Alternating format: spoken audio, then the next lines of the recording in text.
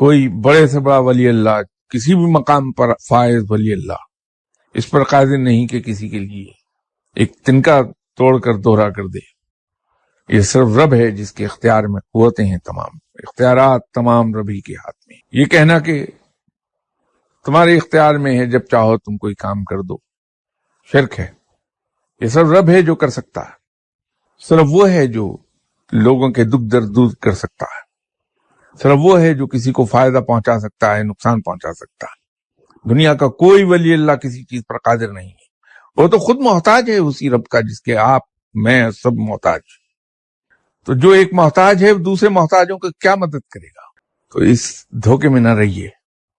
کوئی ولی اللہ کسی کے لیے کچھ نہیں کر سکتا، یہ صرف رب ہے جو کرے گا. جیسے میں نے عرض کیا، تمام قوتیں تمام اختیارات صرف رب کے لیے ہیں. ہاں، وہ جسے چاہتا ہے، جو چاہتا ہے وہ عطا کر دیتا ہے. اگر وہ کسی کو مستجاب الدعوات کے مقام پر فائز کر دے تو اس کی رحمت ہے.